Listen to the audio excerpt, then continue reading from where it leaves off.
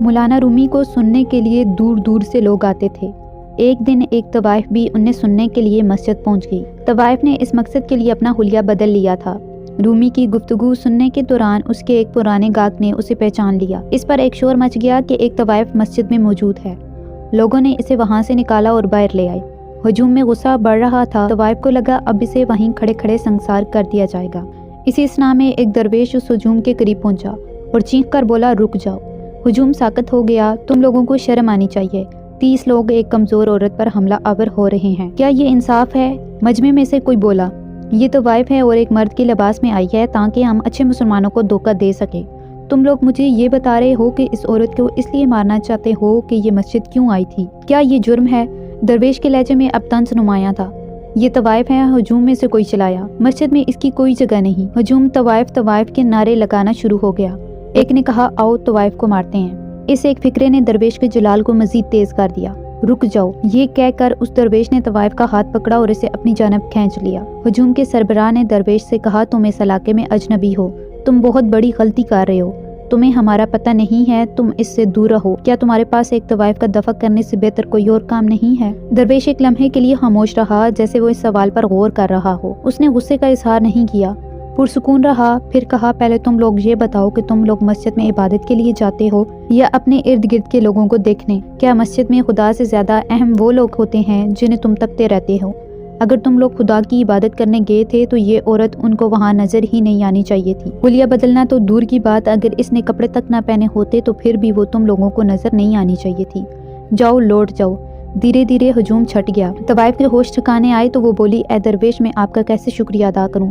درویش بولا، تمہیں میرا کوئی شکریہ ادا کرنے کی ضرورت نہیں ہے، ہم خدا کے علاوہ کسی کی شکر گزار نہیں ہیں۔ طوائف نے نام پوچھا تو وہ درویش شمس تبریز نکلا۔ درویش بولا، کچھ لوگ اچھی زندگی شروع کرتے ہیں لیکن کچھ لوگ اپنا رنگ کھو بیٹھتے ہیں۔ تم بھی انہی لوگوں میں سے لگتی ہو جو اپنا رنگ کھو بیٹھے ہیں۔ کیا تم دوبارہ اپنی اصلی ذات کے ساتھ جڑنا نہیں چاہو گی؟ تمہارا رنگ اس لیے بدل گیا ہے کیونکہ ان تمام برسوں میں تم نے اپنے آپ کو یہ یقین دلایا ہے کہ تم اندر اور باہر سے آلودہ ہو چکی ہو۔ طوائف بولی، میں واقعی اچھی نہیں ہوں، مجھے علم نہیں میں کیسے کچھ کما کر اپنی زندگی گزاروں۔ درویش بولا، میں تمہیں ایک کہانی سناتا ہوں۔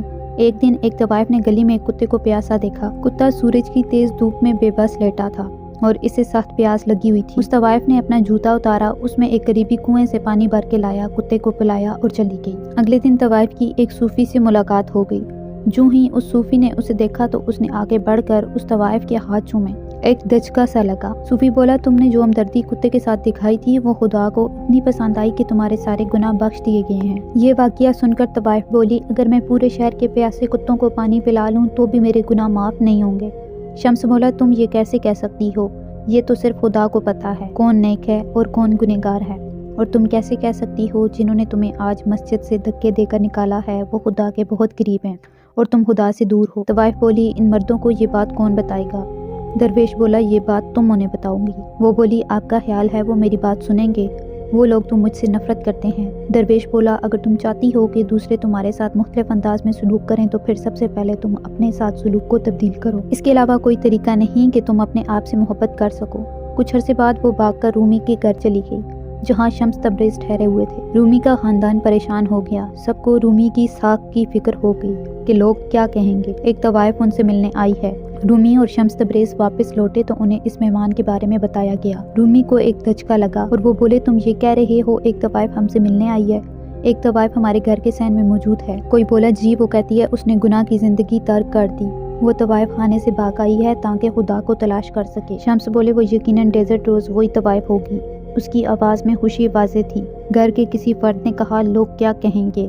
ہمارے گھر کی چھت کے نیچے ایک طوائف آئی ہوئی ہے۔ شمس نے آسمان کی طرف انگلی اٹھا کر کہا، کیا ہم سب پہلے ایک چھت کے نیچے نہیں رہ رہے؟ بادشاہ، ملکہ، کنواری ہو یا طوائف، سب اس ایک آسمان کے نیچے ہی تو رہتے ہیں۔ ایک بار حضرت شاہ عبدالعزیز رحمۃ اللہ سے کسی نے پوچھا، کیا کسی طوائف کا جنازہ پڑھایا جا سکتا ہے؟ تو حضرت کا جواب نہایت فکر انگیز تھا۔